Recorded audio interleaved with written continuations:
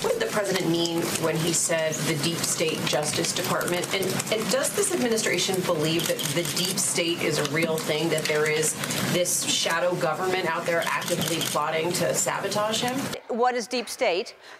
Is it near Dollywood? Because I'm in, if it is. And both the current guy in the White House and his son have been tweeting about the so-called deep state, which is a conspiracy theory that government employees loyal to Obama and Hillary are working behind the scenes to derail his presidency. Some supporters of Trump, including Breitbart News, are now accusing the intelligence agencies of attempting to wage a deep state coup against the president. Meanwhile, some critics of Trump are openly embracing such activity, like Bill Kristol, the prominent Republican analyst who founded the Weekly Standard. He wrote on Twitter, obviously strongly prefer normal democratic and constitutional politics, but if it comes to it, prefer the deep state to the Trump state. You take on the intelligence community, they have 6 ways from Sunday at getting back at you. You think you can push us off this because you can try to intimidate the director? You better think again, Mr. President. You've been around for 13 months. We've been around since 1908. I know how this game is going to be played. We're going to win. Okay, I will say this, because it's a message I've got from people from the CIA. I know a lot of officers, I know a lot of agents, I've been in their homes, and they're really delivering this to you and to Donald Trump. These are people who have sacrificed a lot for this country. They go through into the CIA every day. They walk past that wall with 117. I get it. What's the message? As a former government official, government's going to kill this guy. If now, because he's the nominee for the party, and he's entitled to briefings from the CIA, for example, I said publicly, give him fake briefings. Pretend you're briefing him. Don't tell him anything. Look, I think Obama was just as much a victim of this as Trump is now. Obama didn't come into office wanting to overthrow governments, but he overthrew Libya, he assisted in overthrowing Assad, and we were involved in the overthrow in the Ukraine. We're still occupying the Middle East. These were not initiatives that Obama had when he was elected, but I think he got pulled by the military-industrial complex and the intelligence community into these positions. He even helped cover up Saudi Arabia's involvement in 9/11. What the hell is the deep state? Everybody's talking about the deep state. What in the malarkey is a deep state? It seems like this is the buzzword of the week. This theory of the deep state. But this, I mean, based on what the Oxford Dictionary says, which is, you know, it's a body of people, typically influential members of government agencies or the military, believed to be involved with the secret manipulation or control of government policy. Yeah. Is this One like would think Scandal? if this was real, if this was real, do you think he'd still be a sitting president right now? Every time I turn on the TV, they're talking about the deep state. My friends are talking about the deep state. I don't know what the deep state is. I think I do. Is that a conspiracy thing? Is that one of those tinfoil hat things? The former deputy director of the FBI, and parenthetically Mueller's deputy, confirmed in an interview last week the existence of the deep state and gave us a rare view as to how these guys think and what's going on. His name is Phil Mudd, and he served as deputy director to former FBI director Robert Mueller, the number 2 guy in the FBI. He said that the government is going to kill this guy. As a former government official, government's going to kill this guy. Meaning Trump. That's a direct quote. He said that the Trump's defense of Russian President Vladimir Putin has compelled federal employees at Langley, Foggy Bottom, CIA, and state to try to take Trump down. Washington, D.C. is not really run by elected officials. It's run by bureaucrats, the contractors, the surveillance communities, the police agencies. And of course, over the years, that's actually grown now to where you have the Department of Homeland Security, which came into being after 9/11. The massive NSA, CIA operations that are spying on everything Americans do. Nothing is private anymore. That's being realized. What we call the government in Washington, D.C. is really not the government. In other words, when you vote and you elect someone, you're not really electing the government that runs things. There's a deeper government there. It's something which has been called the deep state. An obscure, invisible group of core members of the establishment pulling the strings behind the scenes, working together, conspiring to make sure that they always get their way. Many people point to bureaucrats, government officials, retired officials, globalists, corporatists, secret societies, legislators, contractors, and even media personalities who manipulate and defend established government status quo policies as the foot soldiers in this deep state. And to me, this manipulation is exemplified every 4 years during presidential elections in the United States, especially around the topic of foreign policy. Many people don't know this, but George W. Bush ran as a non-interventionist, an isolationist in 2000. Barack Obama promised similar policies and ran on the ideas of peace, hope, and fricking change. Meanwhile, both have come out as bloodthirsty warhawks pushing failed foreign policy objectives that are ridiculously dumb and hurt our country, continuing those policies as if nothing has changed with every new president. What are you talking about? I read the paper. I get USA Today. I get CNN. What are you talking about? Do you have any people being paid by the CIA who are contributing to a major circulation American journal?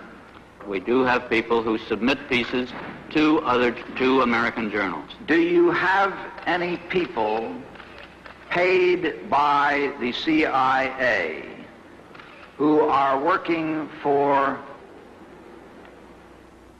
television networks? This, I think, gets into the kind of getting into the details, Mr. Chairman, that I'd like to get into in executive session. This parallel government, rogue government, shadow government, state within a state, deep state. What the hell are you people talking about?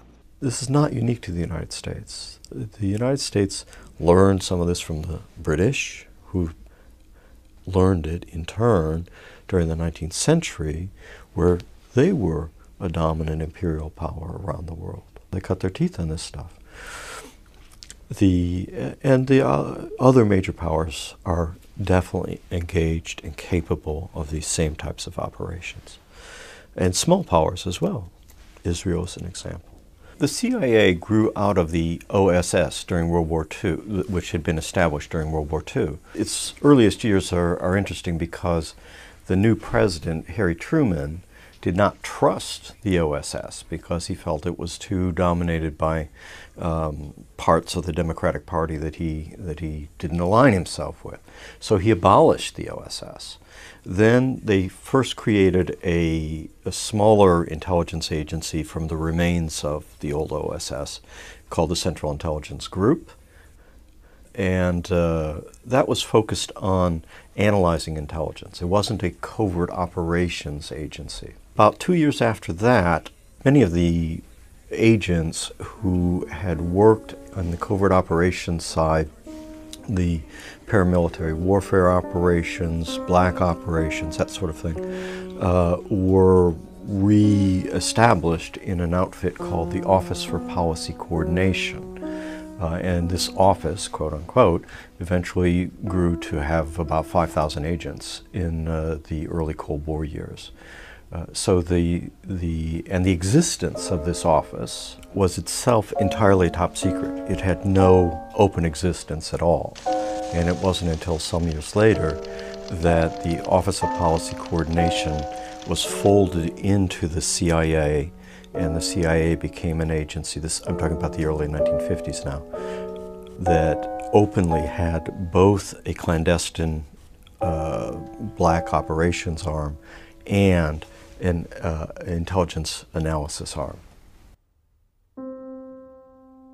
The OPC was set up to organize propaganda, economic warfare, preventive direct action, sabotage, demolition, subversion against hostile states, including assistance to underground resistance groups and support of indigenous anti-communist elements in threatened countries of the free world. What happened at the end of World War II, when Truman disbanded the OSS, the covert operators were in the wilderness for a little while. And some of them had been leading Wall Street bankers and lawyers. And there's a certain logic there. because prior to the war, the people engaged in international trade and international law were a relatively small number of people, and they were the specialists in international affairs for the United States. So, for example, the man who was later to become chief of covert operations, black operations for the CIA, was a man named Frank Wisner, quite a prominent Wall Street lawyer. The man who later became the director of the CIA was Allen Dulles. His career prior to World War II was basically in international law and cutting deals of one sort or another with trade partners around the world. Some of the trade partners included fascists, some aspects of Nazi Germany or companies associated with Nazi Germany, Italy. Prior to the war in World War II in Poland, there had been a military dictatorship, a very authoritarian country. Allen Dulles was made part of his living by helping to finance deals that kept that government in power. And there's many other examples along the same lines. During the war, they went into covert operations for the U.S. government because they had some expertise in dealing with foreign countries. After the war, they went back to Wall Street for a short time. And then by the late 1940s, they were back in the intelligence complex, in the two examples that I mentioned, in leadership and management type roles. From the beginning, the CIA was steeped in elitism. Its top leadership was made up mostly of Wall Street lawyers, while new recruits were sought through the top Ivy League universities.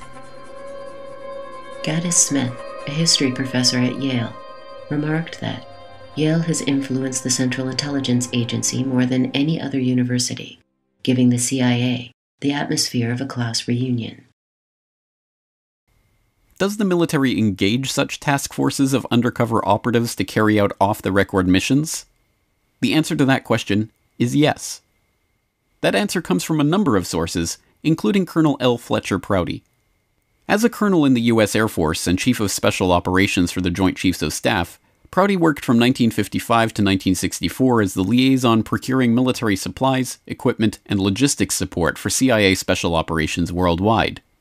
In his 1973 tell-all, The Secret Team, Prouty discussed the inner workings of America's intelligence community, noting, "Sheep-dipped is an intricate army-devised process by which a man who is in the service as a full-career soldier or officer agrees to go through all the legal and official motions of resigning from the service.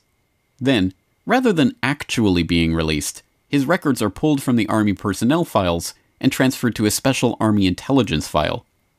Substitute, but nonetheless real-appearing records are then processed, and the man leaves the service. He is encouraged to write to friends and give a cover reason why he got out. He goes to his bank and charge card services and changes his status to civilian, and does the hundreds of other official and personal things that any man would do if he really had gotten out of the service. Meanwhile, his real Army records are kept in secrecy, but not forgotten." This tactic was used, for example, in Project Heavy Green during the U.S. military participation in Vietnam in the 1960s. Restricted from deploying troops in Laos by the 1962 Geneva Accords, 48 Air Force personnel were instead sheep-dipped and deployed in Laos as civilian employees of Lockheed to service a bombing radar installation there.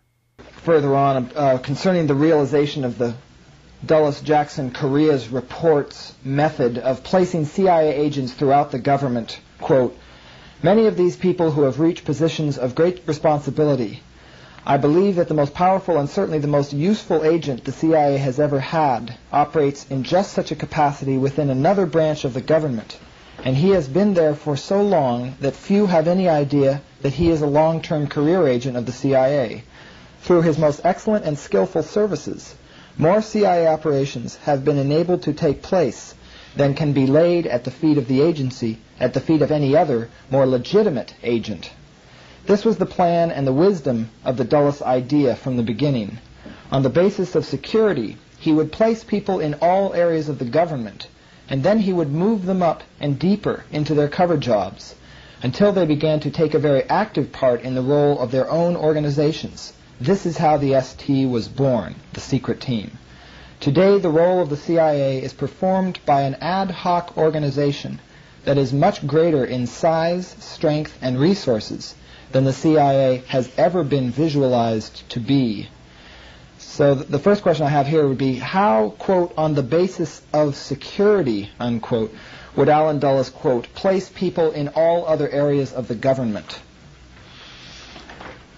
Well, one of the first things that I realized was that it was Mr. Dulles' desire to have the office that General White asked me to create in the Air Force headquarters in order to create a focal point system.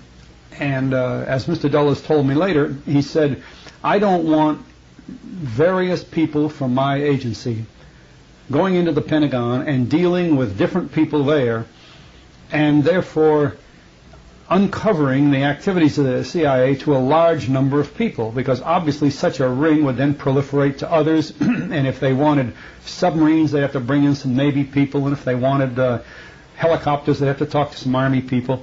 He said, I want a focal point. I want an office that's cleared to do what we have to have done, an office that knows us very, very well, and then an office has access to a system in the Pentagon, but the system will not be aware of what initiated the request. They'll think it came from the Secretary of Defense. They won't realize it came from the Director of Central Intelligence. So you see, the Dulles philosophy was to control the focal point area. This led then to the creation of focal point offices everywhere.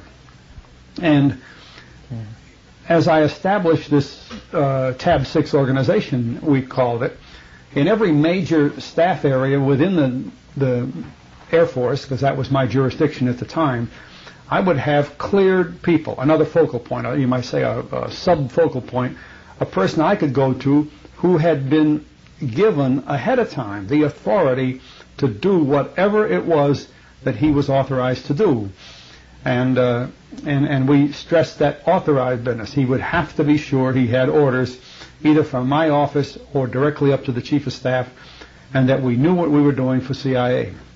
Well, this leads to another step you might call breeding. We had to work with various agencies of the government, not just the Defense Department. We had to have contact points in the State Department, in the FAA, in the Customs Service, in the Treasury, in the FBI, and all around through the government, up in the White House. And gradually we wove a network of people who understood the symbols and the code names and the things we were doing and how we handled money, which was the most important thing. And then we began to assign people there who those agencies thought were from the Defense Department, but they actually were people that we put there from the CIA. This led to the creation of a system of powerful individuals, people whose jobs were quite dominant in some of these other agencies, especially after they'd been there 2 or 3 years, because we put them in there by talking to the top man, the cabinet officer or the head of the agency, and we'd say, this man is being placed here so that he can facilitate covert activities and so that he can retain the secrecy that's required, and he will keep you informed at all times. Well, in the bureaucracy, the top people move faster than anybody else, not the bottom people. And so the man we had explained that to maybe a year and a half earlier would be transferred or leave the government, but our man is still there. So 1 or 2 cycles of that, and that agency might not even know that guy was there anymore. They would, and I mean, what his origins were, they would think he was just another one of their own employees. And as a result, he became extremely effective, because if we wanted something done, I remember a rather very sensitive operation that I needed some information on, and I needed it from the FBI. I didn't go to the FBI. I went to this guy that we had planted, and he got it twice as fast and in a much better form than I would have gotten from the FBI, even though I was at that time working from the Office of Secretary of Defense. We had no trouble working with the FBI. It was just to facilitate it. These people became very, very adept. By the same token, people that were employees of CIA, agents, were assigned even in the Office of the Secretary of Defense. We had certain people there who were CIA employees. Ed Lansdale worked for CIA all his adult career. a person named Frank Hand worked there. Now, the people in the Pentagon thought they were ordinary military employees. They didn't realize, well, just to give you an example, Colonel Ensdale was a full colonel in the Air Force. That was his cover story. And he had been a full colonel for a few years. And the Air Force was promoting some men to general. The question came up, would Lansdale be eligible? And I told Mr. Dulles personally, I said, you know, you can make Lansdale a general if you just write a letter to General LeMay, because you're going to pay the bills anyway, and not the Air Force. A few days later, I got a call from General LeMay's office. He called me in, and he had the list of men that the Air Force was promoting to general. And as I recall, it was only 13 or 14 officers, and LeMay, being General LeMay, knew every one of them in except one. I don't know who the hell he is. I'm not going to promote him to a general. And I said, well, don't you have a file on him? He said, yes. He opened it up, and the top letter was from Allen Dulles. I said, he's a very important man for Allen Dulles. It's okay, I'll promote him. Just like that. Well, that's a good way to get a promotion, you see. But that created a very important job within the structure of the Office of Secretary of Defense. Frank Hand had been there for years in the same way. Frank was a civilian of... I always wrote that he was the most important agent that the agency had, because he was operating daily and effectively as a member of the Office of Secretary of Defense. And you can think of the things that a person in that capacity can do when his home base really is CIA. Well, although people didn't believe this when they first heard it, there are assignments like that in the White House. There are assignments like that in the State Department. It's hard to tell the difference, you might say, between Bill Bundy, who was a longtime CIA employee, and McGeorge Bundy, who was in the White House with Kennedy. The two brothers certainly going to act side by side. They had the same goals and the same intentions. Well, there were many things that duplicated like that. So that it wasn't long before, and I'd say by the end of the 50s, early 60s, before we had spread through the government what I called a secret team, a group of people who really knew how to operate the CIA business. So when I say that this team was quite effective, it was very effective, very strong, handled a lot of money, worked all over the world, thousands of people were involved. And I know one time when I was speaking to the chairman of the Joint Chiefs of Staff, at that time General Lemnitzer, he said, you know, I've known of 2 or 3 units in the Army that were supporting CIA. He said, but you're talking about quite a few. He said, how many were there? Well, at that time, there were 608. Well, General Lemnitzer had no idea of it.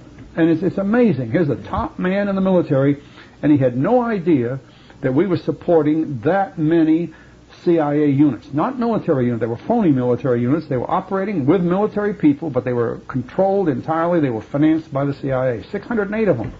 And I'm sure that from my day it increased. I know it didn't decrease. So people don't understand the size and the nature of this clandestine activity that is designed for clandestine operations all over the world. And it goes back again to things we've spoken of earlier, that activity must be under somebody's control. There is no law for the control of covert operations other than at the National Security Council level. And if the National Security Council does not sign the directives, issue the directives for covert operations, then nobody does. And that's when it becomes a shambles, as we saw in the Contra affair and in other things. The deep state, what does that mean? So folks on the left, and I'm talking about guys who write for the New Yorker and The Nation, they make fun of it and say, oh, this is just a conspiracy theory. This is the sort of ravings of Steve Bannon trying to stir up people on Breitbart, et cetera, et cetera. Well, let me be very clear. The deep state is the same thing that President Eisenhower reminded people about when he talked about the military-industrial complex. Now, this conjunction of an immense military establishment and a large arms industry is new in the American experience. The total influence, economic, political, even spiritual, is felt in every city, every state house, every office of the federal government. We recognize the imperative need for this development, yet we must not fail to comprehend its grave implications. Our toil, resources, and livelihood are all involved. So is the very structure of our society. In the councils of government, we must guard against the acquisition of unwarranted influence, whether sought or unsought, by the military-industrial complex. The potential for the disastrous rise of misplaced power exists and will persist. We must never let the weight of this combination endanger our liberties or democratic processes. We should take nothing for granted. Only an alert and knowledgeable citizenry can compel the proper meshing of the huge industrial and military machinery of defense with our peaceful methods and goals, so that security and liberty may prosper together. So if Eisenhower's warning in the 1950s was something we should take seriously, well then certainly 60 years later, we should be taking it seriously. And so there is this complex, right? There is a professional strata of people in the DC area principally who run the government day in, day out, frankly, decade in, decade out. And they're the professional staffs that man all the departments and agencies in town. And those folks don't roll over too often. They're usually there locked in for, you know, a 20, 30-year career. They're the folks that are really the deep state. They are the long-term career professionals who do all the heavy lifting at all these different agencies. First of all, I think it's the obligation of some executive branch officials to refuse to carry out some of these orders. The people that run our government, they're called the Senior Executive Service, the SES grade. Used to be nicknamed super grades. They're above GS-15 level. They're the generals that never go away. They're the civilian clothes-wearing generals of the bureaucracy. They are the deep state, the SESs. If people have to drive it, the senior leadership, if the SES, if there's ever any group that needs a collaboration video space in the federal government, it's the senior executives across the federal government. What I would like to see is, oh my God, what I would like to see is, you know, it's great about going to the American public and we're dealing all this out. Get back in here. These people work for you. You're the president.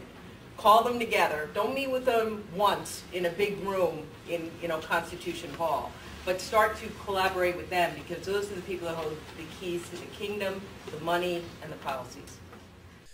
The real deep state is composed of over 8,000 managers in 75 different federal agencies.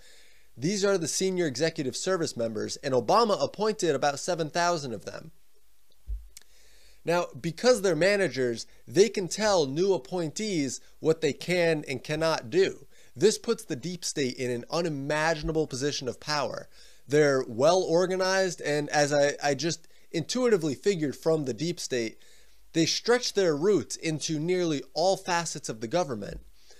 Now, when I was researching SES, I found this interesting guide to the Senior Executive Service from last March. Right in the introduction, they say, members of the Senior Executive Service serve in key positions just below the top presidential appointees and are the major link between these appointees and the rest of the federal workforce. These leaders operate and oversee nearly every government activity in approximately 75 federal agencies. And I can only assume Minnesota is not the exception. Did you know the CIA is implanted in your state government? No. How are they? Well, I'll explain. First of all, the CIA mission statement says they're not to be operational within the U.S. So they're violating their mission statement. Well, in Minnesota, only the governor and the chief of staff are aware of it. That there's an implanted CIA person in the Minnesota government at a level to where he doesn't come and go with elections. It's a permanent position. Why? Why do they violate their own mission statement? And I can only assume Arizona. I don't know if you have one, but I don't believe Minnesota is the exception. Did you know who it was in Minnesota? Yes. And what was the position in Minnesota? The position was at a deputy level in one of the, you know, I won't go far enough to say, I won't say names because I'm not going to get Valerie Plame. Was it an agency type position? Well, it's an upper level management position. Okay. That's permanent. In fact, when this person retired, I was then introduced to the new one. They then recruited a new one. and had that person implanted in Minnesota government. Sort of following on that, you write about them, Dulles being able to move them up and deeper into their covered jobs. Would this be a function of them being there longer than the people who would be promoted to something else in time? Yes. When we put them in, they might be somebody's assistant. And they've been there for 3 years, and the man that was above them, who was probably a political appointee, leaves, and they might move this man up there. Or when a new political appointee comes, he has no knowledge that this man is really from CIA. He's just a strong person in his office, and he gives him a broader role. Sometimes these people were working. One man I know was in FAA, and we needed his work to help us with FAA as a focal point there. He had been there so long, the FAA had him in a very big, very responsible job, and you might say 90% of his work was regular FAA work, a very, very strong individual. Well, that meant that when we needed him to help us with some of our activities on the covert side of things, he was in a much better position to handle this than he had been originally. This happened with quite a few, and that's why I say in the case of Frank Hand, he had been in the Defense Department so long that he was able to handle really major operations that weren't even visualized at the time he was assigned.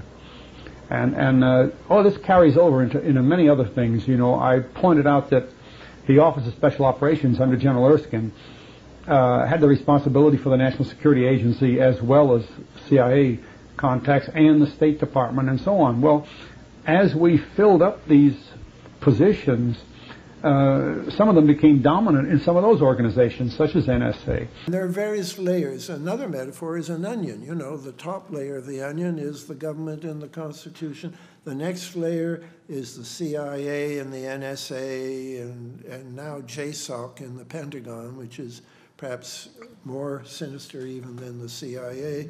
And then you get another layer in my book, which is these private consulting companies, like I can say quite a lot about Booz Allen Hamilton, ostensibly a private company, but internationally they've been very in sync since 1953, when both of them started operating in the same countries. It was interesting that CIA went in to overthrow the government in Iran, and there was Booz Allen Hamilton. They developed a close relationship with Nasser. It was really done mostly through Booz Allen Hamilton. So these are private companies that are part of the power structure. And then we're on our way to the corporations and the banks that Booz Allen also do their business with. So there's been a huge amount of discussion about the NSA spying scandal. You can't have missed it, but the conversation has been focused on Edward Snowden and the NSA. But Edward Snowden didn't actually work for the National Security Agency. He worked for a company called Booz Allen Hamilton, a large private American technology firm. So how can these leaks, which have exposed NSA wrongdoing, come from an employee of a private company? Well, when we started to look into it, we realized it's a pretty interesting story. So let's start first with the company themselves. It's been estimated that 99% of their income comes from government contracts. In 2012, they had a revenue of $5.86 billion, but 23% of their contracts come from America's intelligence community, which is made up of 17 different intelligence departments.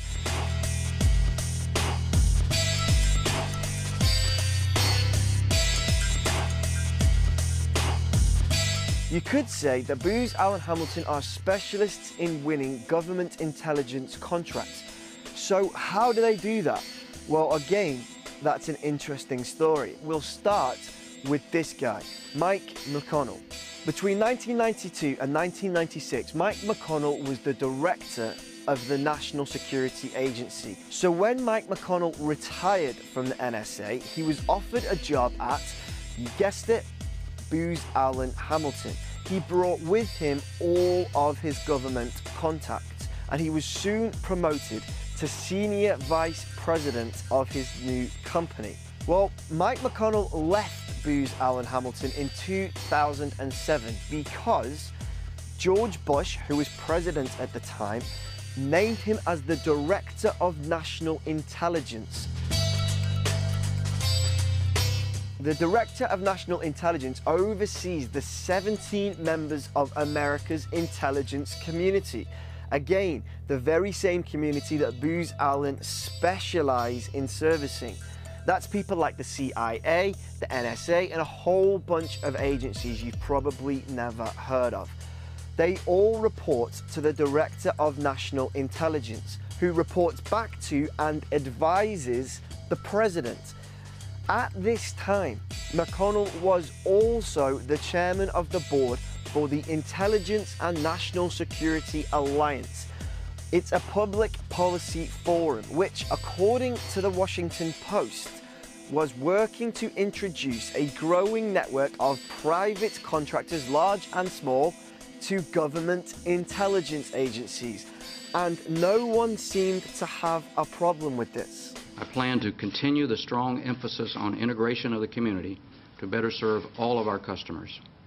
That will mean better sharing of information, increased focus on customer needs and service, improved security processes, and deeper penetration of our targets. So just 4 months after leaving Booz Allen Hamilton and starting his new job as Director of National Intelligence, one of Mike McConnell's staff was giving a presentation at an intelligence industry conference.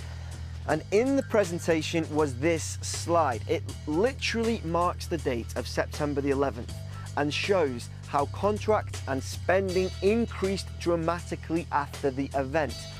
The presentation also showed that 70% of the annual budget, which was $60 billion at the time, was spent on contracts with private firms. A later slide cheerily proclaimed, "We can't spy if we can't buy."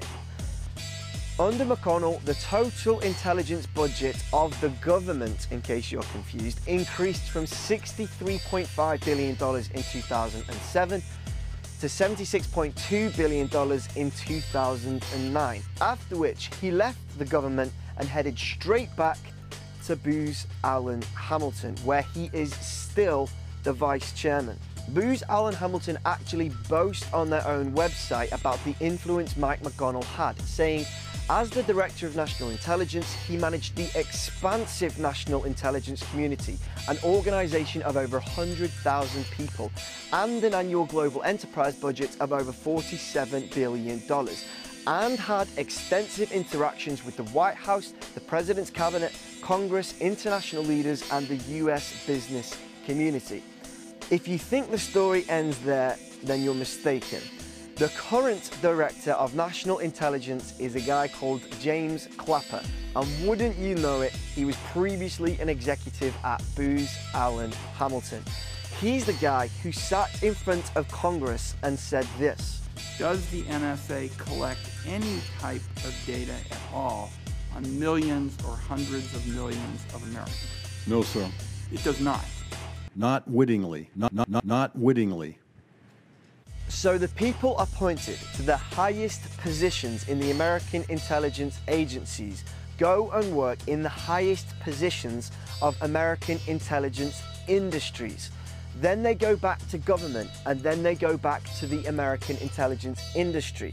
You have to wonder if these guys are able to set policy whilst they're in government, then exploit that policy financially whilst they're at a private company. And it isn't isolated to these two examples either. James Woolsey used to be the head of the Central Intelligence Agency. He's currently Senior Vice President at Booz Allen Hamilton. Melissa Hathaway is a former executive at Booz Allen Hamilton. She used to work for Mike McConnell during the Bush administration. Richard J. Wilhelm, Executive Vice President of Booz Allen Hamilton. He was formerly Executive Director for Intelligence Community Affairs at the Central Intelligence Agency. But once again, the story does not end here. Booz Allen Hamilton is actually owned outright by a company called the Carlyle Group. And this is where things get even more bizarre. For decades, the Defense Advanced Research Projects Agency, or DARPA, has been the American governmental body tasked with conducting high-risk, high-payoff research into cutting-edge science and technology. responsible most famously for developing the world's first operational packet switching network that eventually became the core of the Internet. DARPA tends to garner headlines these days for some of its more outlandish research proposals, and is generally looked upon as a blue sky research agency whose endeavors only occasionally bear fruit. In the post-9/11 consolidation of the American intelligence community, IARPA, or the Intelligence Advanced Research Projects Agency, was created to serve as the spymaster's equivalent of DARPA's defense research. In contrast to this, In-Q-Tel was formed by the CIA in 1999 as a private, not-for-profit venture capital firm with the specific task of delivering technology to America's intelligence community. Publicly, In-Q-Tel markets itself as an innovative way to leverage the power of the private sector by identifying key emerging technologies and providing companies with the funding to bring those technologies to market. In reality, however, what In-Q-Tel represents is a dangerous blurring of the lines between the public and private sectors, in a way that makes it difficult to tell where the American intelligence community ends and the IT sector begins. In-Q-Tel has generated a number of headlines since its inception based on what can only be described as the creepiness factor of its investments in overtly Orwellian technologies. In 2004, KM World published an interview with Greg Peeps, then In-Q-Tel's Senior Director of Federal and Intelligence Community Strategy, about some of their investments. Peeps was especially proud of the CIA's investment in Ingzite, a company that offered software for data mining unstructured data sources like blogs and websites with analytical processing. In 2006, it was revealed that AT&T had provided NSA eavesdroppers full access to its customers' internet traffic, and that the American intelligence community was illegally scooping up reams of internet data wholesale. The data mining equipment installed in the NSA backdoor, a Neris STA6400, was developed by a company whose partners were funded by In-Q-Tel. Also in 2006, News 21 reported on an In-Q-Tel investment in CallMiner, a company developing technology for turning recorded telephone conversations into searchable databases. In late 2005, it was revealed that the NSA had been engaged in an illegal, warrantless wiretapping program since at least the time of the 9/11 attacks, monitoring the private domestic phone calls of American citizens in breach of their Fourth Amendment rights. In 2009, The Telegraph reported on In-Q-Tel's investment in Visible Technologies, a company specializing in software that monitors what people are saying on social media websites like YouTube, Twitter, Flickr, and Amazon. The software is capable of real-time communications tracking, trend monitoring, and even sentiment analysis that categorizes blog posts and comments as positive, negative, or neutral. Just last month, the Federal Reserve tendered a request for proposal for just this type of software so the privately owned central bank could monitor what people are saying about it online. Two of the names that come up most often in connection with In-Q-Tel, however, need no introduction: Google and Facebook. The publicly available record on the Facebook In-Q-Tel connection is tenuous. Facebook received $12.7 million in venture capital from Excel, whose manager, James Breyer, now sits on their board. He was formerly the chairman of the National Venture Capital Association, whose board included Gilman Louie, then the CEO of In-Q-Tel. The connection is indirect, but the suggestion of CIA involvement with Facebook, however tangential, is disturbing in the light of Facebook's history of violating the privacy of its users. Another black eye for Facebook. The social networking giant has reportedly revealed the sexual orientation of some users to advertisers. Researchers discovered that targeted ads are sent to accounts of people who have described themselves as gay or straight. Now that means a person who wants to keep their private life private may be actually sharing it. And just last week, we learned some of the most popular apps on Facebook were leaking users' information to advertisers. Do you feel like it's a backlash, or do you feel like you're violating people's privacy? Do you feel like you're adequately portrayed as a... Because I want to wonder about the person who actually created this thing. Yeah, I mean, a lot of stuff happened along the way. I think, there were real learning points and turning points along the way in terms of building things. A recently released IM conversation between Facebook founder Mark Zuckerberg and a friend revealed the underlying attitude of Facebook towards its users. The exchange took place in 2004 when Zuckerberg had recently started the popular social networking website. In it, he told the friend, quote, Yeah, so if you ever need any info about anyone at Harvard, just ask.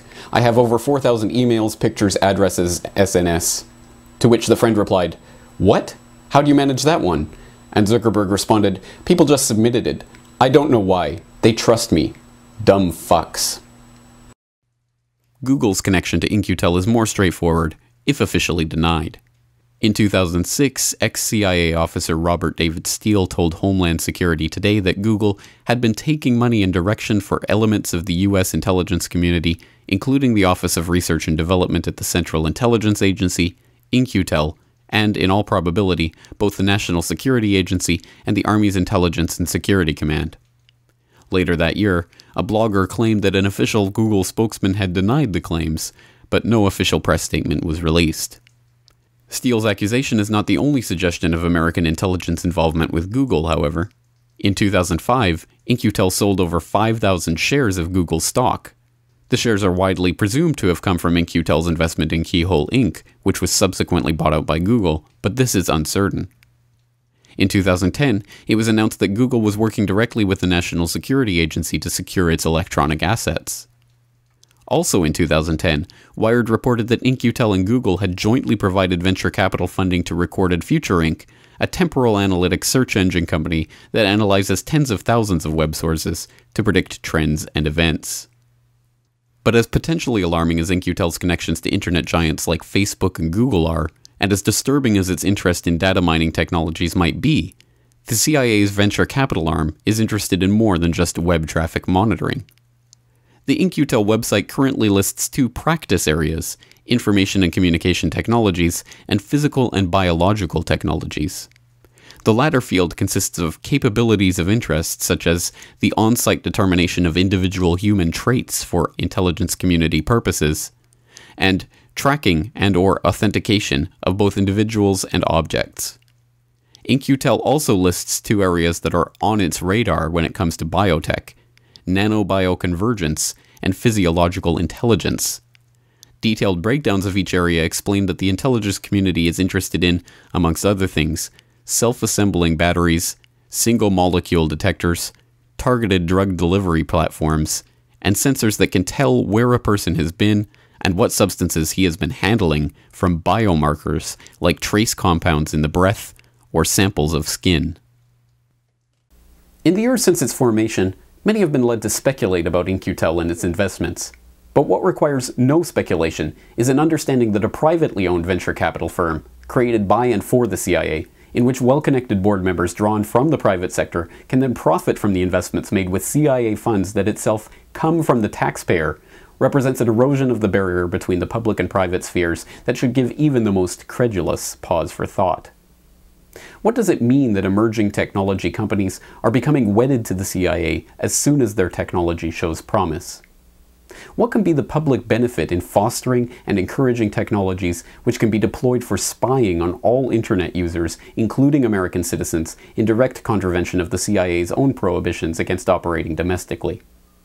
If new software and technology is being brought to market by companies with In-Q-Tel advisors on their boards, what faith can anyone purchasing American technologies have that their software and hardware is not designed with CIA backdoors to help the American intelligence community achieve its vision of total information awareness? It didn't take long from the birth of the World Wide Web for the public to start using this new medium to transmit, collect, and analyze information in ways never before imagined. The first message boards and clunky Web 1.0 websites soon gave way to the blogosphere. The arrival of social media was the next step in this evolution, allowing for the formation of communities of interest to share information in real time about events happening anywhere on the globe. But as quickly as communities began to form around these new platforms, governments and militaries were even quicker in recognizing the potential to use this new medium to more effectively spread their own propaganda. Their goal? To shape public discourse around global events in a way favorable to their standing military and geopolitical objectives. Their method?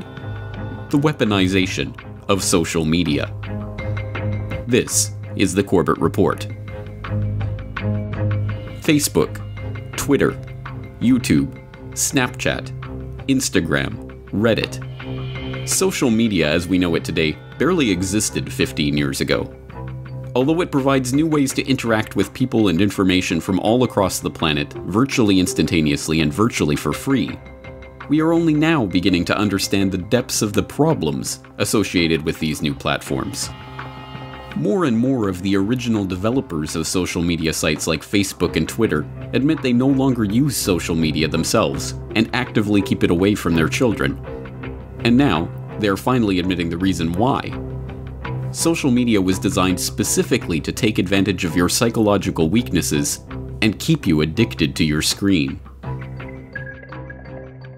You know, if the thought process that went into building these applications, Facebook being the first of them to really understand it, that thought process was all about how do we consume as much of your time and conscious attention as possible. And that means that we need to sort of give you a little dopamine hit every once in a while because someone liked or commented on a photo or a post or whatever. And that's going to get you to contribute more content, and that's going to get you, you know, more likes and comments. I mean, it's a social validation feedback loop that it's like it's exactly the kind of thing that a hacker like myself would come up with, because you're exploiting a vulnerability in human psychology. And I think that the inventors, creators, you know, and it's me, it's Mark, it's Kevin Systrom at Instagram, it's all of these people, understood this consciously, and we did it anyway. It should be no surprise, then, that in this world of social media addicts and smartphone zombies, the 24/7 newsfeed is taking up a greater and greater share of people's lives. Our thoughts, our opinions, our knowledge of the world, even our mood are increasingly being influenced or even determined by what we see being posted, tweeted, or vlogged. And the process by which these media shape our opinions is being carefully monitored and analyzed, not by the social media companies themselves, but by the US military. When the world's largest social media platform betrays its users, there's going to be outrage. It was a study to see whether Facebook could influence the emotional state of its users on that news feed. It allowed researchers to manipulate almost 700,000 users' news feeds. Some saw more positive news about their friends, others saw more negative. Well, I'm not surprised. I mean, we're all kind of lab rats in the big Facebook experiment. But it wasn't only Facebook's experiment. Turns out the psychological study was connected to the U.S. government's research on social unrest. This is really kind of creepy. Yeah. And it gets worse. What you may not know is that the U.S. Department of Defense has reportedly spent roughly $20 million conducting studies aimed at learning how to manipulate online behavior in order to influence opinion. The initiative was launched in 2011 by the Pentagon's Defense Advanced Research Projects Agency, otherwise known as DARPA. The program is best described as the U.S. media's effort to become better at detecting and conducting propaganda campaigns via social media. Translation: when anti-government messages gain ground virally, Washington wants to find a way to spread counter-opinion. The DARPA document that details the Pentagon's plans for influencing opinions in the social media space is called Social Media in Strategic Communication. DARPA's goal, according to their own website, is to develop tools to help identify misinformation or deception campaigns and counter them with truthful information. Exactly what tools were developed for this purpose and how they are currently being deployed is unclear, but Rand Walsman, the program's creator, admitted last year that the project lasted 4 years, cost $50 million, and led to the publication of over 200 papers. The papers, including Incorporating Human Cognitive Biases in a Probabilistic Model of Retweeting, Structural Properties of Ego Networks, and Sentiment Prediction Using Collaborative Filtering, make the thrust of the program perfectly clear. Social media users are lab rats, being carefully scrutinized by government-supported researchers, their tweets and Facebook posts and Instagram pictures being analyzed to determine how information spreads online, and, by implication, how the government and the military can use these social media networks to make their own propaganda go viral. As worrying as this research is, it pales in comparison to the knowledge that governments, militaries, and political lobby groups are already employing squadrons of keyboard warriors to wage information warfare in the social media battle space. The Pentagon's got a new plan to counter anti-American messages in cyberspace. It involves buying software that will enable the American military to create and control fake online personas, fake people essentially, who will appear to have originated from all over the world. The plan is being undertaken by CENTCOM, U.S. Central Command, and the objective of the online persona management service is to combat enemy propaganda by influencing foreign social media websites. CENTCOM has hired a software development company called Intrepid, and according to the contract, the California-based company will initially provide 50 user licenses, each of which would be capable of controlling up to 10 fake personas. U.S. law forbids the use of this type of technology called sock puppets against Americans, so all the personas will reportedly be communicating in languages like Arabic, Persian, and Urdu. So is it okay to have the government monitor social media conversations and then to wade in and correct some of those conversations? With more on this, let's go to technology expert Carmi Levy. He's on the line from Montreal. Carmi, do you think the government's monitoring what you and I are saying right now? Is this whole thing getting out of line or what? It opens up a bit of a question. I'd like to call it a Pandora's box of, what exactly is the government's aim here? And what do they hope to accomplish with what they find out? And as they accumulate this information online, this data on us, where does that data go? And so, I think as much as we should applaud the government for getting into this area, the optics of it are potentially very Big Brother-ish. And the government really does need to be a little bit more concrete on what its intentions are and how it intends to achieve this. New evidence that government-owned computers at the Army Corps of Engineers office here in New Orleans are being used to verbally attack critics of the Corps comes in an affidavit from the former editor-in-chief of NOLA.com.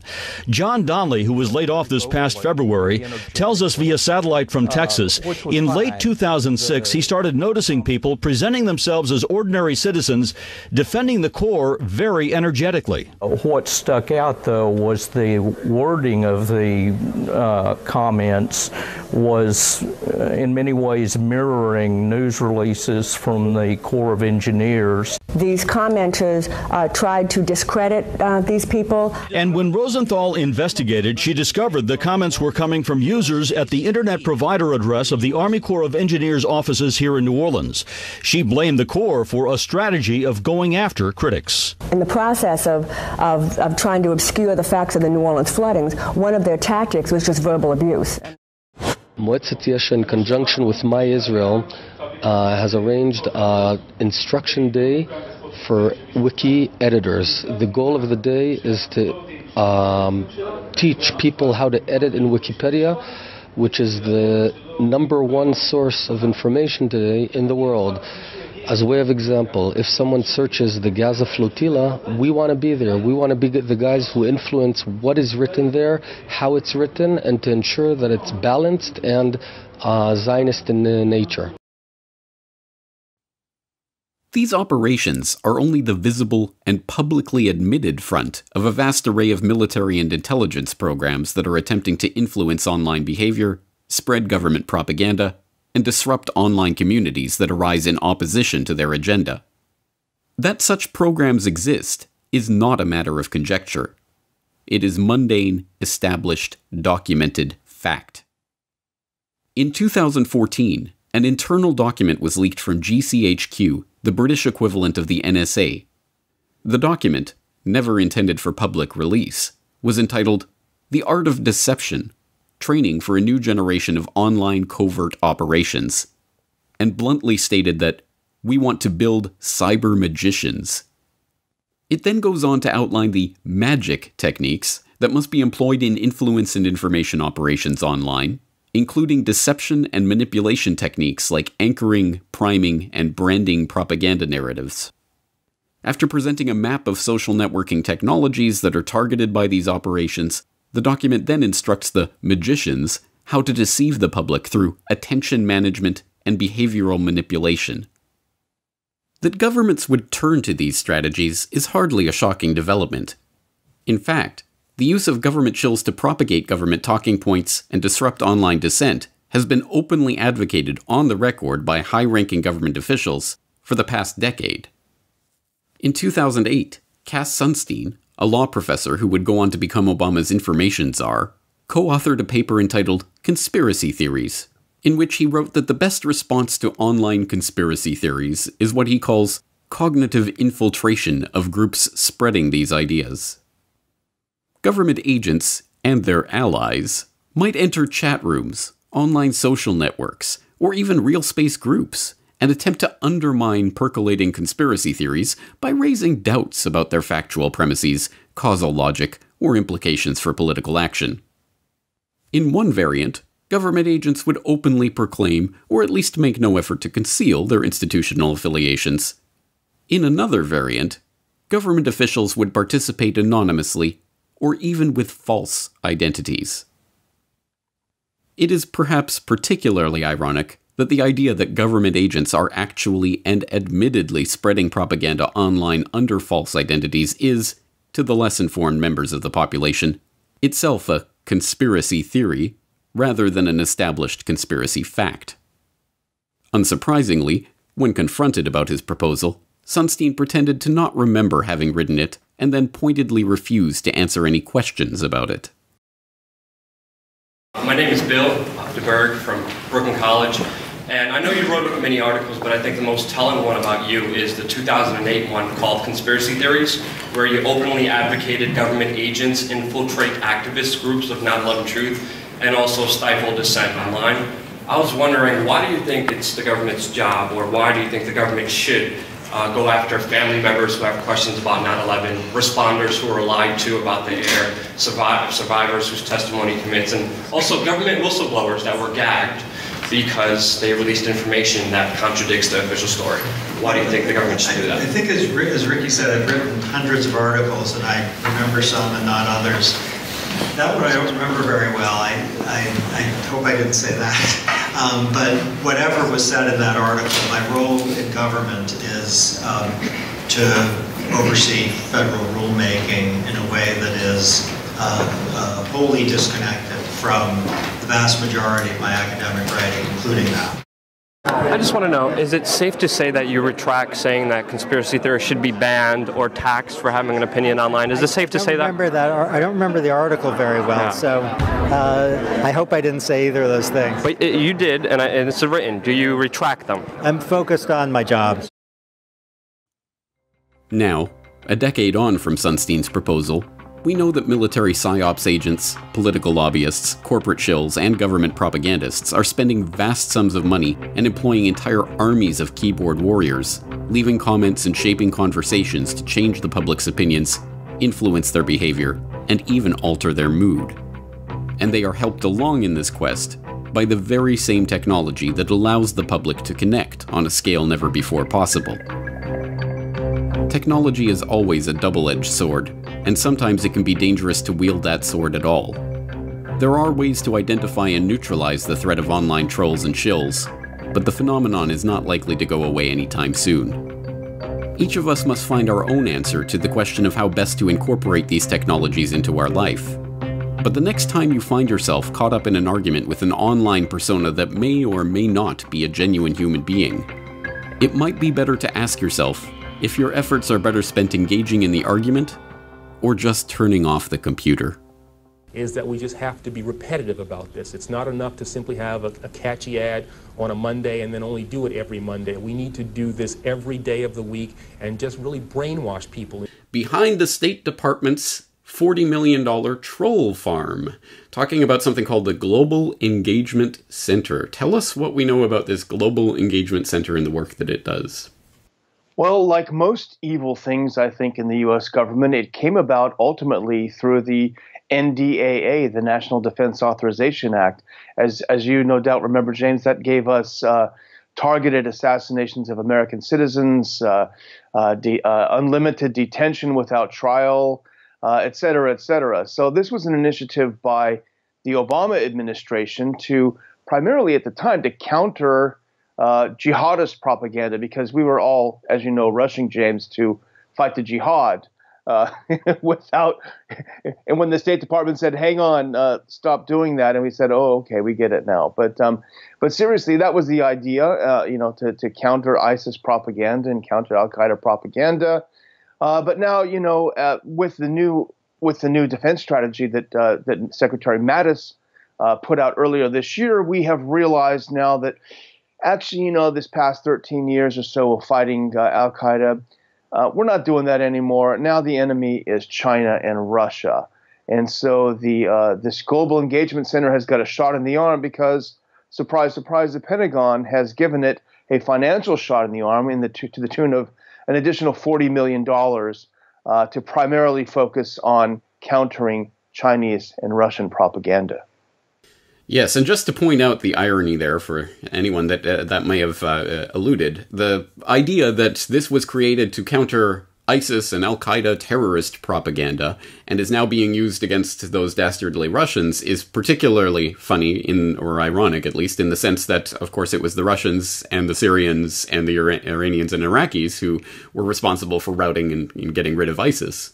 So I think the irony there shouldn't be lost on anyone. But let's get deeper into the woods here. So what does it mean that the State Department is going to be attempting to, or is already, countering propaganda online? What form does that take, and what does that imply for the information or disinformation that we're seeing in the online space? Well, I think for a few reasons we should find it extremely chilling. First of all, what qualifications does the State Department or any government agency have to determine what is foreign propaganda? If I'm a person in the State Department and I'm involved in particular U.S. government policy, say it's support for a certain political party in Eastern Europe or something, or opposition to, and there's a media outlet like the Corbett Report or somewhere else that's skeptical about this, you're countering, you're opposing a State Department policy. Therefore, you could easily be labeled pushing foreign propaganda. After all, the Russians may also agree with you that this party or this movement is good or bad. So the whole idea that there's a government agency out there that will determine not which other government entities, but which private entities, American entities, American alternative news sources, if we disagree with the State Department line, well, we're opposing American policy. Therefore, we're propagandists and we need to be countered by our own government. If that's not chilling, I don't know what is.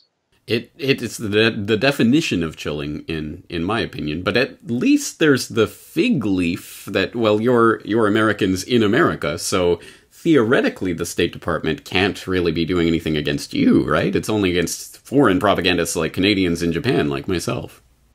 Well, you can be slimed, you can be slammed, you can be defamed. You can be as prop or not. We don't know what their source is. We don't know if they're a bunch of CIA guys. We have no idea who they are. But they call us Russian propagandists. They hurt our bottom line. As Trotsky said, to oppose the state is to die a slow starvation. That's how they kill you. They kill your ability to make a living doing what you're doing. And that is what they're doing. And look at the major media companies, the major social media companies. Google is in bed with the Pentagon. Amazon is in bed with the Pentagon. Facebook has close ties to the government, so they can use these tools to simply make us disappear, to put us in a virtual gulag.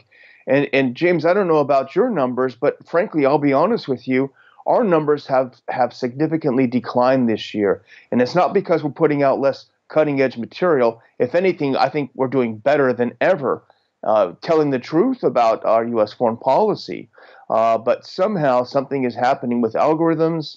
I don't know what it is, but we are being shadow banned, and I think we can attribute it to U.S. government involvement. Yes, well, I can attest, yes, the Corbett Report, and I know other sites that were on that proper not hit list have been targeted and are absolutely losing Google search traffic. And that is continuing as they continue to adjust their algorithms.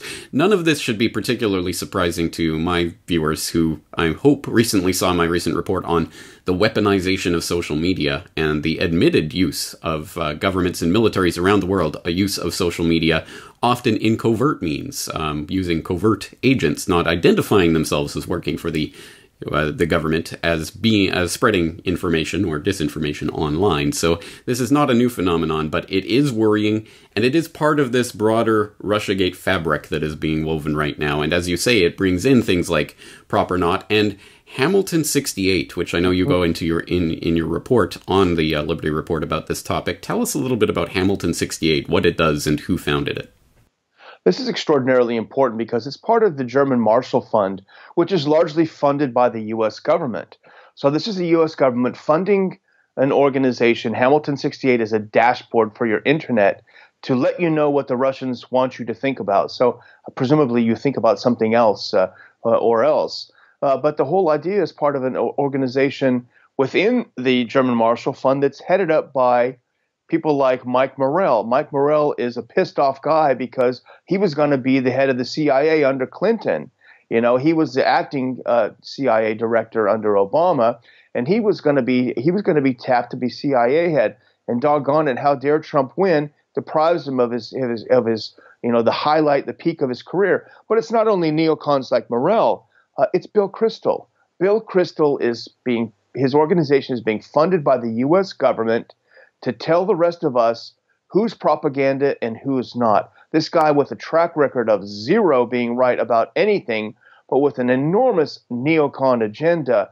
These are the people behind the scenes who are being entrusted with telling the Americans what they're allowed to watch and what they're not allowed to watch. And James, I'm sure you've probably looked at it. The other characters involved in Hamilton 68 are just as bad. Chertoff, this creep who made a fortune selling junky metal detectors to the airports after he created the phony color-coded terror alert to terrify everyone. So this is a very dangerous partnership between the nonprofit, non-government sector and the government itself. Absolutely, and all of those characters definitely need more scrutiny and examination. And for people who are interested, just type in Chertoff Rapiscan into the Corbett Report search bar, and you'll find my previous reports on that swindle and all of these other characters. Bill Kristol, of course, should be laughed off the face of the planet by his, probably should be behind bars, but at any rate should be laughed off the face of the planet for the predictions about the Iraq War and how all that was going to pan out. And of course, people are still listening to him because now the new narrative is that we are back in the Cold War. This is not some cabal that was hatched in the dark of night. This is something that hides in plain sight. It's something we know about, but we can't connect the dots, or most people don't connect the dots. It's kind of a natural evolution when so much money and political control is at stake in the most powerful country in the world. This has evolved over time. And you call it the real power in the country. Correct. It is a hybrid of corporate America and the national security state. Everyone knows what the military-industrial complex is, since Eisenhower talked about it in his farewell address. Everyone knows Wall Street and its depredations. Everyone knows how corporate America acts. They're both about the same thing. They're both about money, sucking as much money out of the country as they can, and they're about control, corporate control and political control. You said this, in your judgment, is the big story of our time. It is the big story of our time. It is, I would say, the red thread that runs through the history of the last 3 decades. It's how we had deregulation, financialization of the economy, the Wall Street bust, the erosion of our civil liberties, and perpetual war. You write that the secret and unaccountable deep state floats freely above the gridlock between both ends of Pennsylvania Avenue is the paradox of American government in the 21st century. Indeed, as leaked documents by the FBI reveal, this shadow government, also referred to as the Seventh Floor Group, essentially runs our government out of Washington, D.C. And as the WikiLeaks data concerning the CIA's tapping into all of our electronic devices reveals, everything we're doing is being watched by government eyes. To be precise, however, There are two shadow governments that call the shots behind the scenes. The first shadow government, referred to as COG, or continuity of government, is made up of unelected individuals who have been appointed to run the government in the event of a catastrophe. COG is a phantom menace waiting for the right circumstances, a terrorist attack, a natural disaster, an economic meltdown, to bring it out of the shadows where it hides and operates. When and if COG takes over, the police state will transition to martial law. Yet it's the second shadow government, also referred to as the deep state, that poses the greater threat to freedom at this time. Comprised of unelected government bureaucrats, spies, corporations, contractors, paper pushers, and button pushers who are actually calling the shots behind the scenes. This government within a government is the real reason we the people have no real control over our so-called government. The deep state, which operates according to its own secret agenda regardless of who is formally in power, makes a mockery of elections and the entire concept of a representative government. So who or what is the deep state? It's the militarized police, which have joined forces with state and federal law enforcement agencies in order to establish themselves as a standing army. It's the fusion centers and spy agencies that have created a total surveillance state and turned us all into suspects. It's the courthouses and prisons that have allowed corporate profits to take precedence over due process and justice. It's the military empire with its private contractors and defense industry that is bankrupting this country.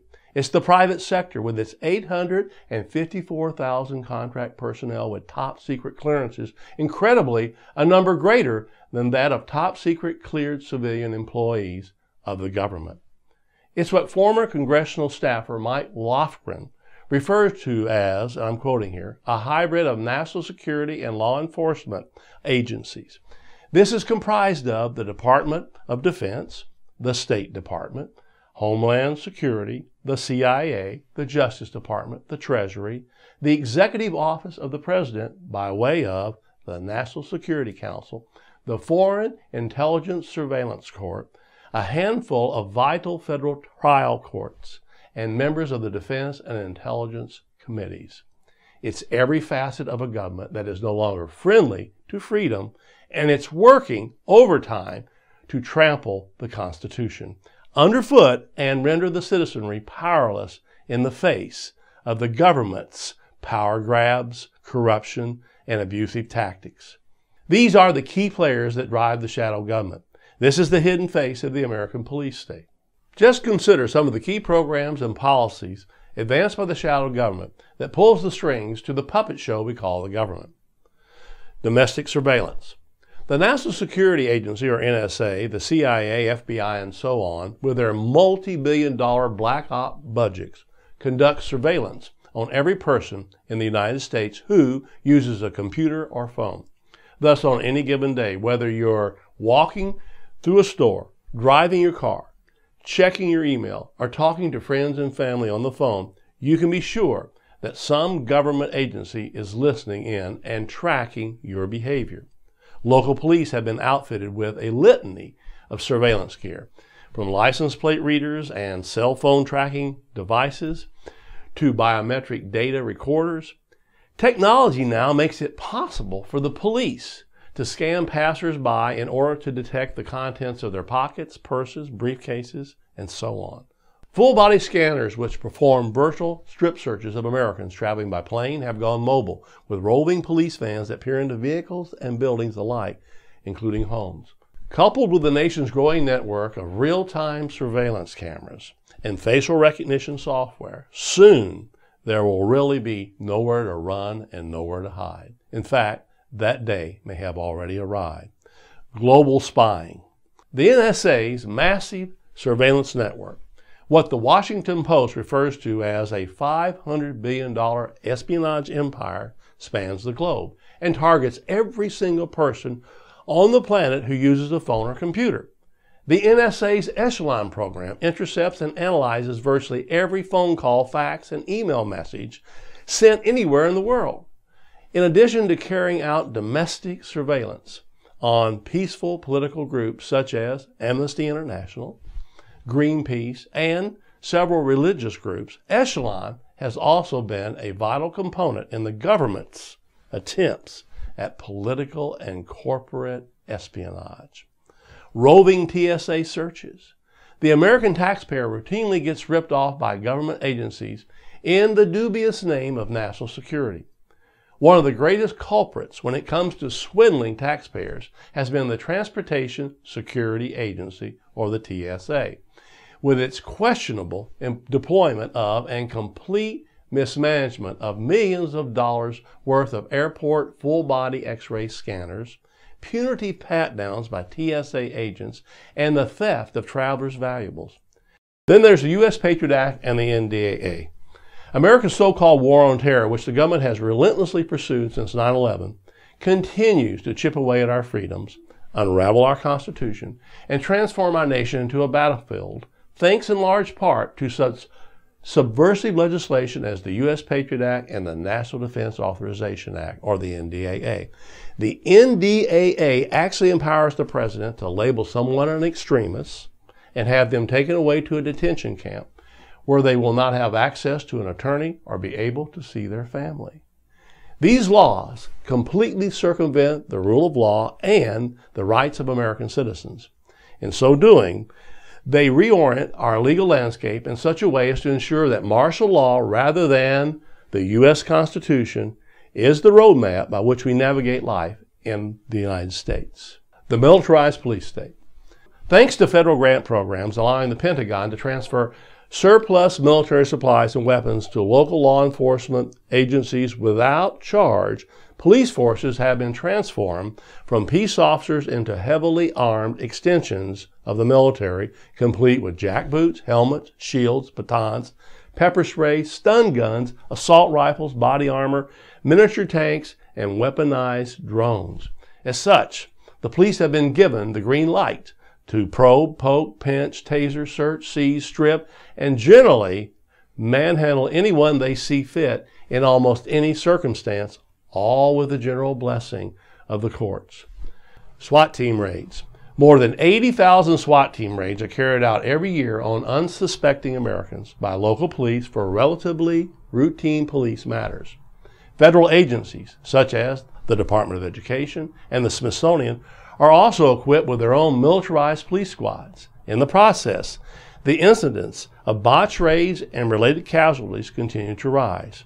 Nationwide, SWAT teams continue to be employed to address an astonishingly trivial array of criminal activity or mere community nuisances, including angry dogs, domestic disputes, improper paperwork filed by an orchid farmer, good example, misdemeanor marijuana possession, and overdue educational loans.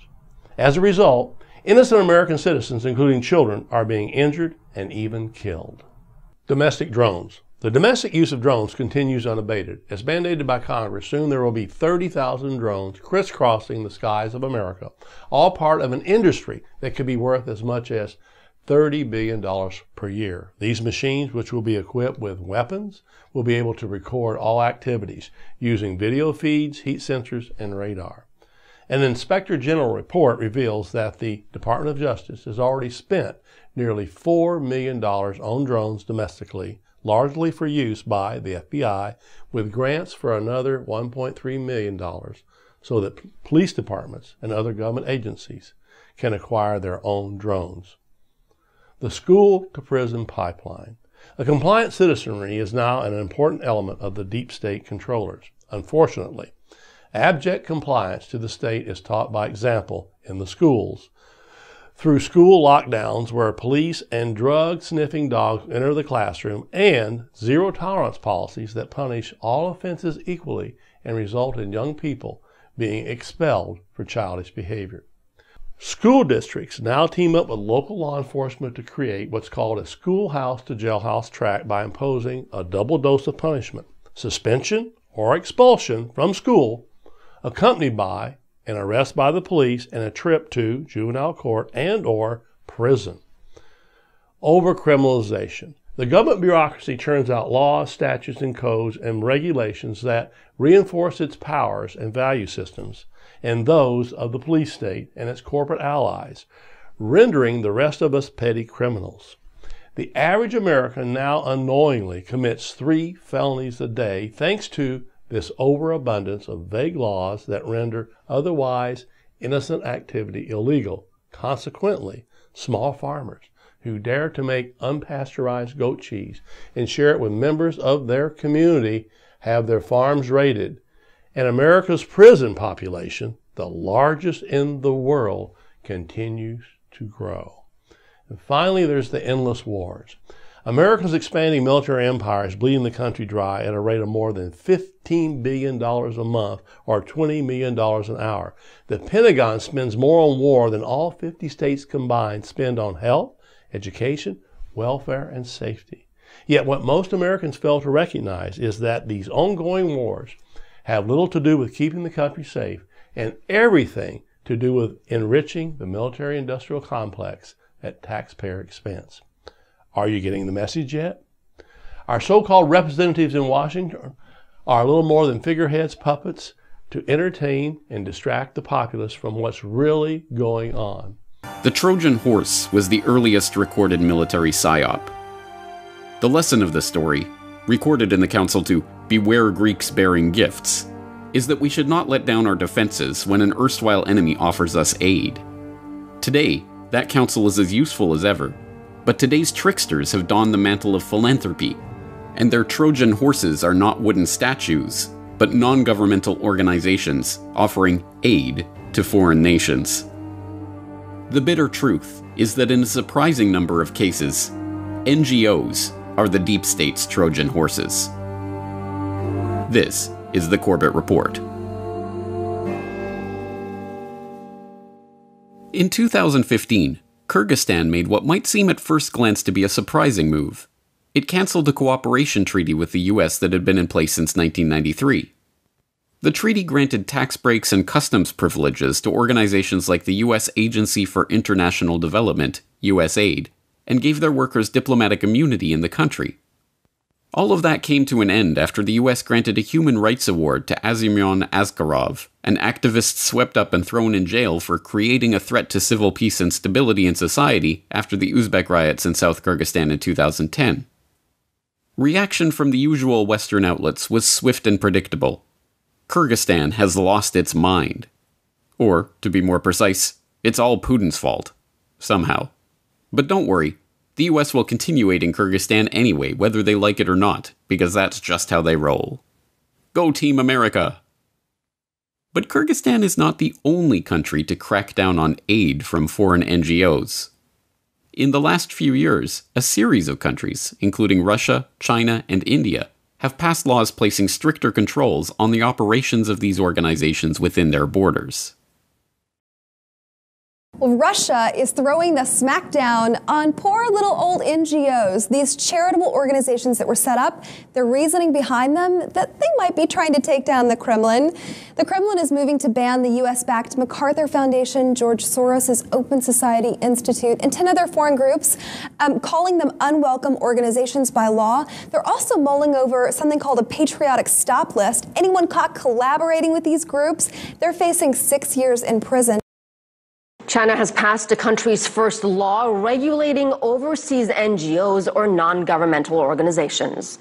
The Chinese government always welcomes foreign NGOs to come to China to expand cultural and charity activities, and their achievements are highly spoken of by the Chinese authorities.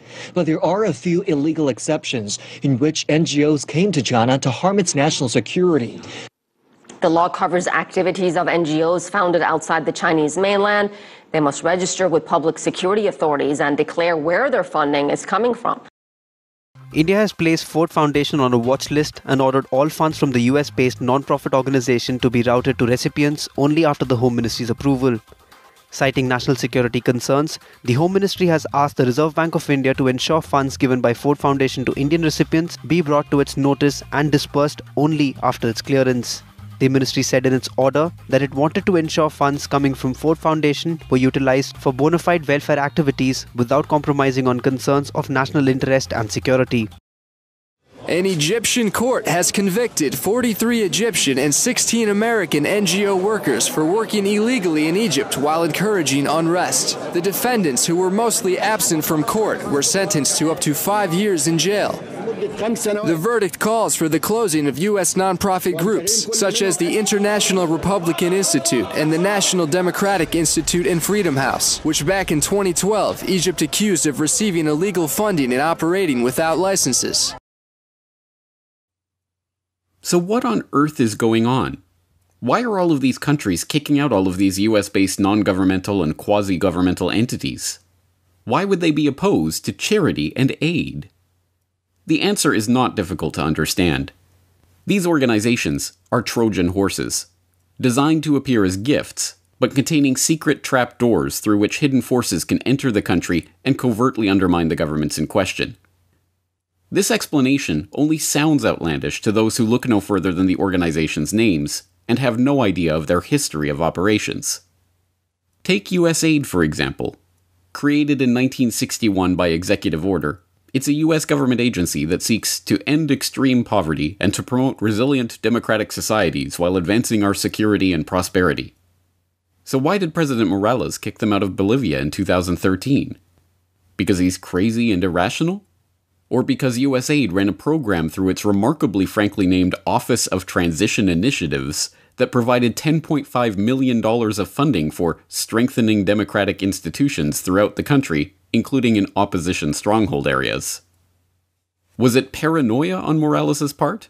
Or merely the recognition that mealy-mouthed rhetoric about strengthening democratic institutions is a thinly veiled euphemism for overthrowing the government, exactly as leaked diplomatic documents proved was the case for USAID's identically named program in Venezuela? USAID was originally an agency created to provide humanitarian aid and disaster relief to countries in need. And throughout the 1980s and the 1990s and more into the 21st century, it's evolved into a political arm and a funding branch of the U.S. government for what they call promoting democracy. And it's actually now a part of U.S. counterinsurgency campaigns that involve the Pentagon, the State Department in terms of diplomacy and obviously war activities, and USAID is the third agency involved in counterinsurgency, and their goal precisely is to provide what they called aid for promoting democracy or stabilizing or helping a country through some kind of political transition or economic transition. In the case of Venezuela, Venezuela is a country that is oil wealthy, so it's never qualified for any kind of direct USAID help. Therefore, USAID has never had an office here officially, and they didn't actually come to the country and set up an office until 2002, right before the coup d'etat against President Chavez. And the documents, internal documents obtained under Freedom of Information Act reveal that the sole intention of setting up the office here in Venezuela was to aid opposition forces to eventually oust Chavez from power. Should governments trust USAID after it was revealed that the agency secretly created its own social media network in Cuba for the express purpose of undermining the Castro government? Or when it was revealed that USAID had sent a team of agents to Cuba under the guise of health and civic programs to incite rebellion amongst youth, including creating a phony HIV prevention workshop that the agency itself described as the perfect excuse to identify potential social change actors? Or when it was revealed that the agency had attempted, and miserably failed, to infiltrate Cuba's hip-hop scene, to break the information blockade, and spark a youth movement of social change in the country? A U.S. agency infiltrated the Cuban hip-hop world in an attempt to launch a youth movement against the government there. The secret operation tried to use Cuban rappers to build a network of young people seeking social change. But the Cuban regime caught on and the operation failed. In the process, the U.S. Agency for International Development unintentionally compromised a vibrant music culture that produced hard-hitting grassroots criticism of the country. Several artists at the agency tried to promote ended up leaving Cuba or stopped performing after pressure from the government. In fact, USAID's Black Ops programs for undermining foreign governments go all the way back to the founding of the agency itself.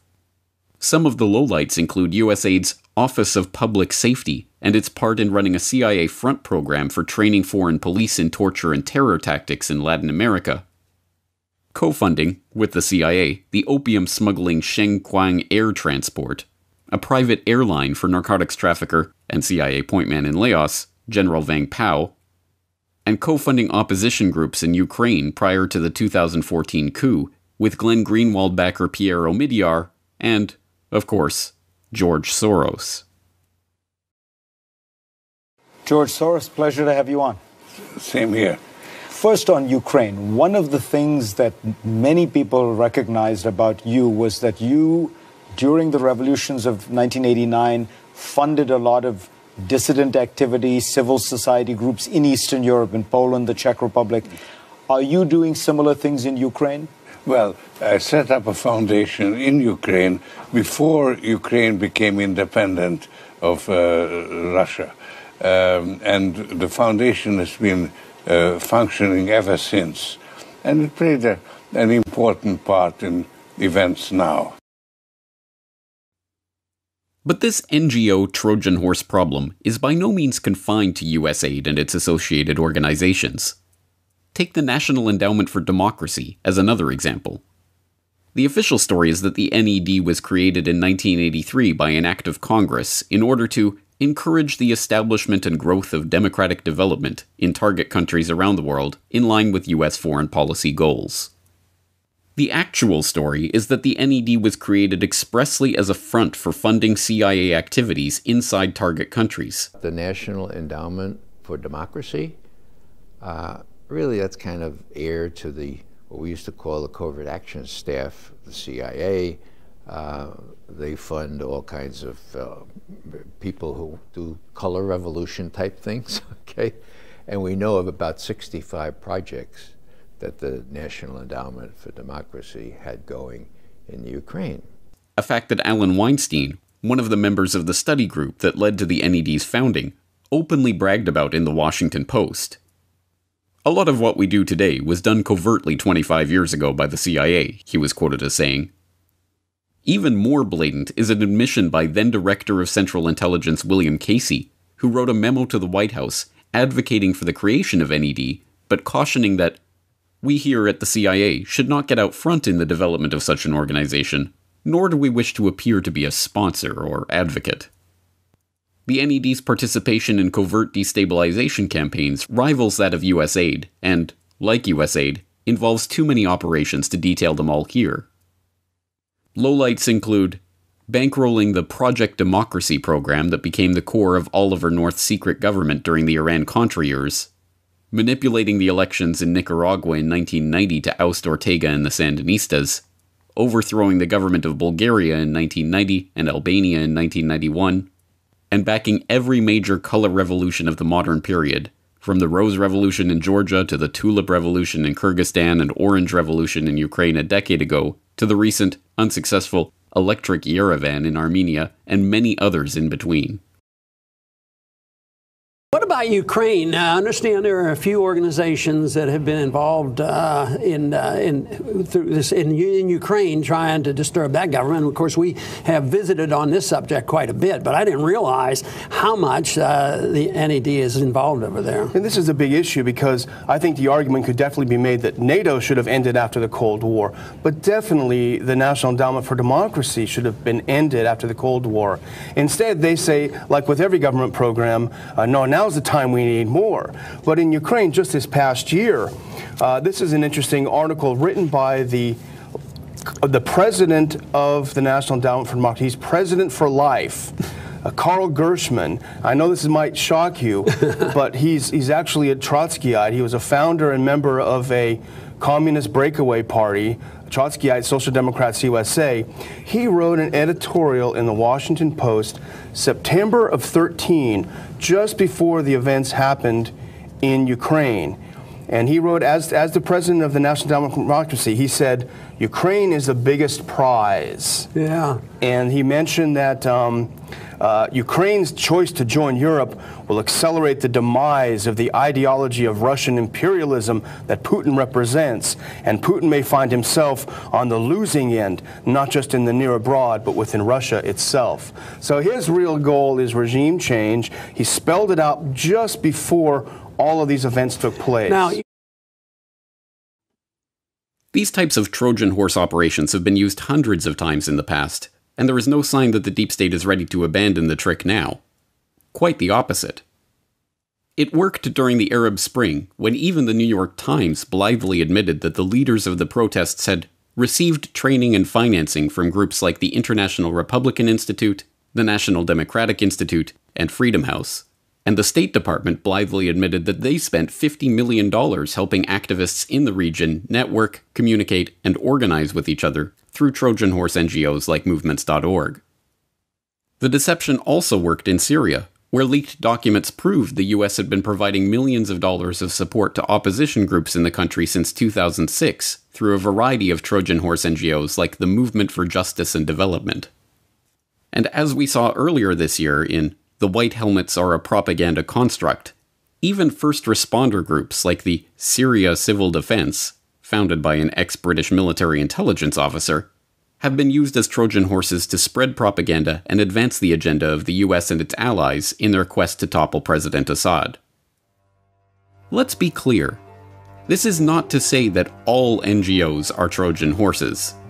It is not the case that every group or program that receives money from US aid or the National Endowment for Democracy or a similar organization is thereby automatically a deep state change agent.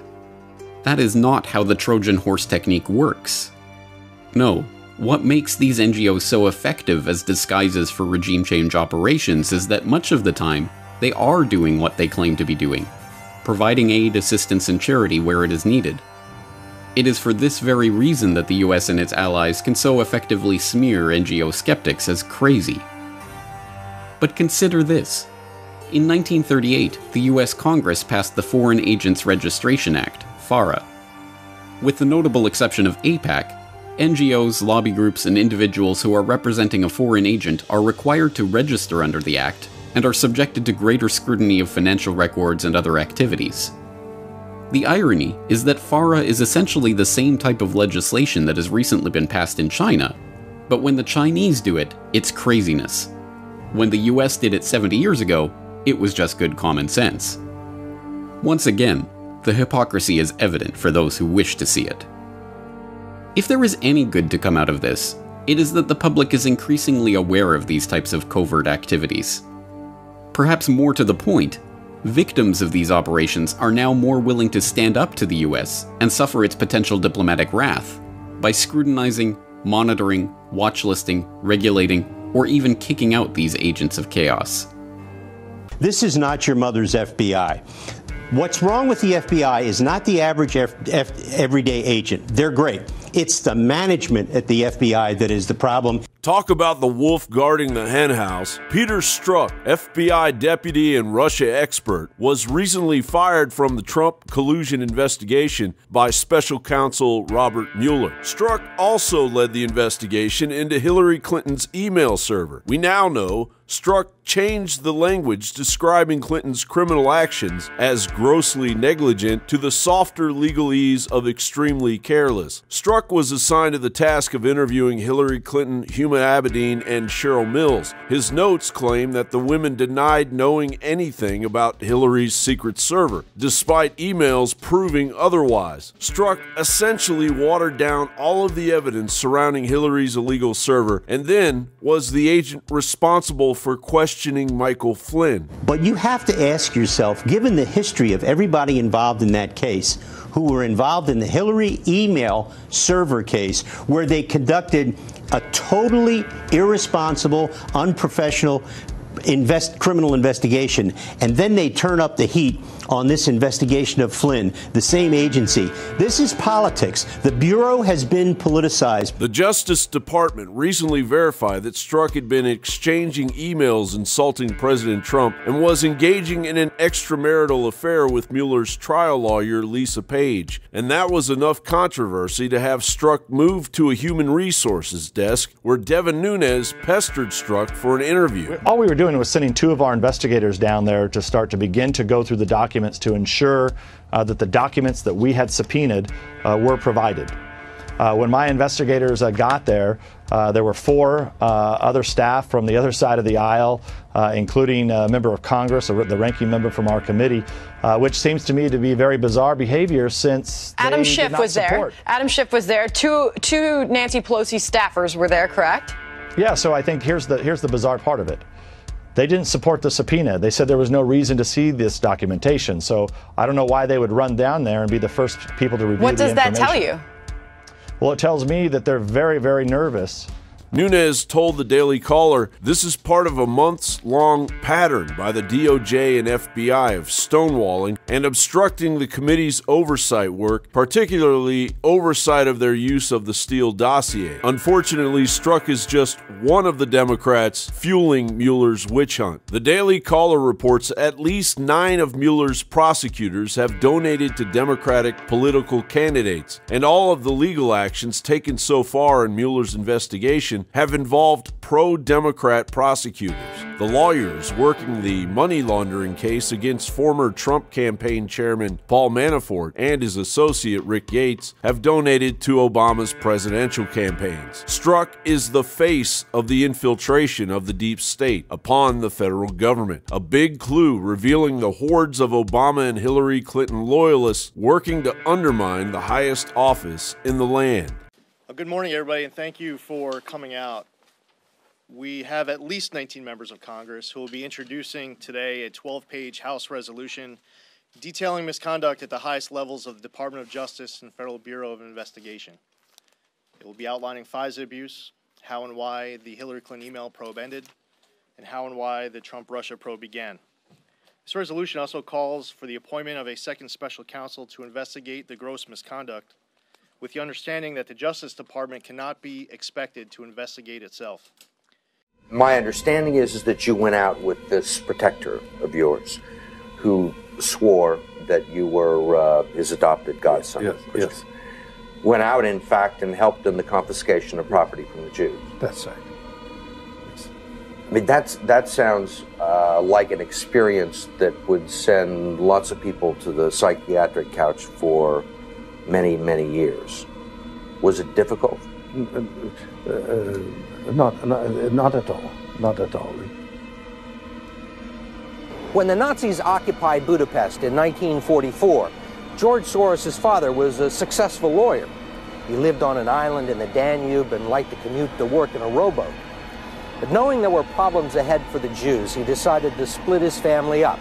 He bought them forged papers, and he bribed a government official to take 14-year-old George Soros in and swear that he was his Christian godson. But survival carried a heavy price tag. While hundreds of thousands of Hungarian Jews were being shipped off to the death camps, George Soros accompanied his phony godfather on his appointed rounds, confiscating property from the Jews. Somebody else would be taking it away anyhow, so I had no sense of guilt. Are you religious? No. I don't feel guilty because I'm engaged in an amoral activity which is not meant to have anything to do with guilt, because we find it more convenient to operate without it. This is Mr. George Soros, and he's going to be helping. So, I mean, that is the land of unconfirmed evidence. We came, we saw, he died. Did it have anything to do with your visit? No, oh, I'm sure it did. They're going to be captured or killed. Democratic Jewish state between Israel and the United States. The desert is blooming again, and we can be so proud.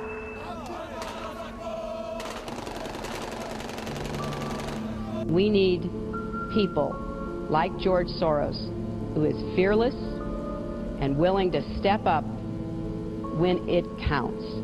Nearly half of your financial sector donations appear to come from just two wealthy financiers, George Soros and Donald Sussman. You're referring to a super PAC that we don't coordinate with, that was set up to support President Obama, that has now decided they want to support me. They are the ones who should respond to any questions. Let's talk about our campaigns. There is a storm coming. We have not forgotten. We will never forget. No shelter, no deals. Never again.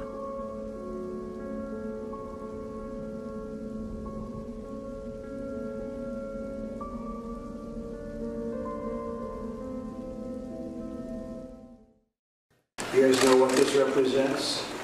Well, maybe it's the calm before the storm. What's the storming? Could be the calm before the storm. What storm, Mr. President?